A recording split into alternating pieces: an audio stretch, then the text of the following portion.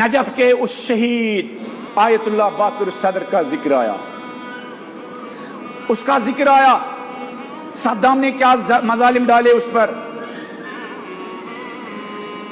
ان کے ایک شاگرد کا کہنا ہے، ان کا کہنا ہے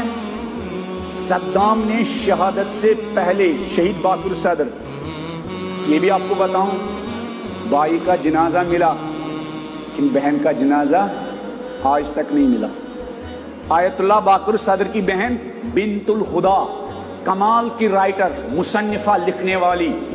جنہوں نے اپنے قلم کے ذریعے جس طرح کوفہ و شام کے بازار میں ابن زیاد و یزید کے دربار میں علی کی بیٹی کے خطبات نے ہلچل مچائی، اسی طرح صدام کے عراق میں بنت الہدا کے قلم نے ہلچل مچائی تھی۔ بھائی کا جنازہ ملا، آج تک جس وقت میں آپ کے سامنے بات کر رہا ہوں ابھی تک علی کی اس کنیز کا کوئی عطا پتہ نہیں ہے۔ یہ قدیم زمانے کی بات نہیں ہے، 30-40 سال پہلے کی بات ہے، کوئی پتہ نہیں ہے بنت الہدا کا جنازہ اس کے ساتھ کیا ہوا۔ لیکن مجھے یقین ہے وہ اس دنیا سے گئی ہوگی، زہرا نے گلے لگایا ہوگا، بی بی زینب نے گلے لگایا ہوگا، بنت الہدا تو نے میرے مشن کی آبیاری کی، اور تیرے بھائی نے میرے بھائی کے مشن کی آبیاری کی۔ جب صدام، ان کے شاگرد کہتے ہیں آیت اللہ حاری ابھی زندہ ہے، یا نجف میں ہے یا قم میں ہے، آیت اللہ حاری، کاظم حاری، وہ کہتے ہیں آخری ٹائم تھا جب صدام نے ایک پیغام بھیجا، ایک فوجی جنرل کو بھیجا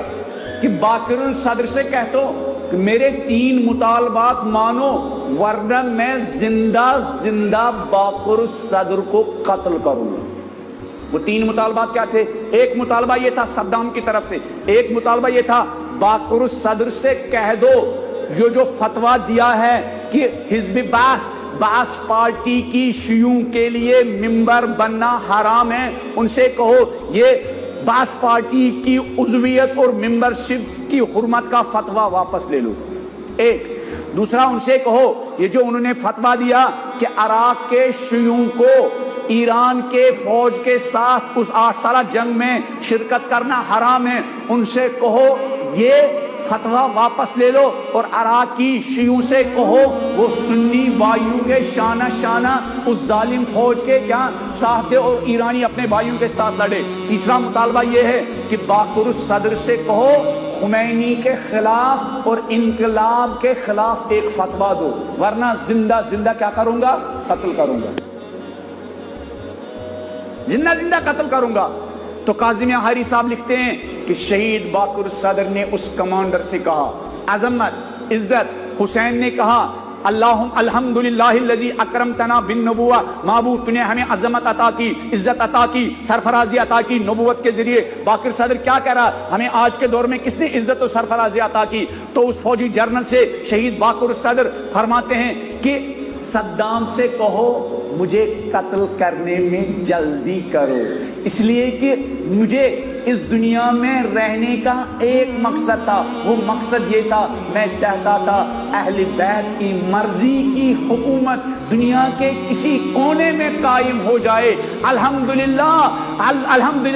حضرت زہرا کے ایک فرزند خمینی نے ایران میں اہل بیت کے پسند کی حکومت قائم کی۔ صدام سے کہو جلدی کرو، میرا قتل کرو، میں کسی بھی صورت میں نہ تو حزب بعث کے خلاف جو میں نے فتویٰ دیا وہ بھی واپس نہیں لوں گا، میں نے جو اپنے شیعوں کو فتویٰ دیا کہ صدام کے فوجیوں کے شانہ بشانہ مت لڑو، میں تو کسی بھی صورت میں خمینی کے انقلاب کے لیے نہیں۔ بلکہ شہید صدر کا جملہ ہے، دوسری جگہ وہ جملہ ہے، شہید صدر کا جملہ ہے، مجھ شہید صدر کو، مجھ باقر صدر کو دنیا کے تمام شیعوں کی مرضیت سے زیادہ، دنیا کے تمام شیعوں کی مرضیت سے زیادہ خمینی کے نظام میں ولایت فقیہ میں سبزی فروشی کا کام دنیا کے تمام لوگوں کی، شیعوں کی مرضیت سے زیادہ پسند ہے۔ اتنی اہمیت ہے نظام میں ولایت فقیہ کی۔ اسی لیے اس عظیم انسان نے کہا تھا ذوبوا فی الخمینی کما ذابہ ہوا فی الاسلام، اے دنیا بھر کے شیعوں گل مل جاؤ خمینی میں، اس لیے کہ خمینی اسلام میں، اہل بیت میں، حسین میں، کربلا میں، عشق امام زمانہ میں اتنا گل مل چکا ہے کہ دنیا کے سارے حکمران اس کے نظر میں کوئی وقت نہیں رکھتے ہیں، اور اپنے مشن میں، حسینی مشن میں وہ کیا کامیابی کے ساتھ گامزن ہے۔ اس کے ضم ہو جاؤ خمینی میں۔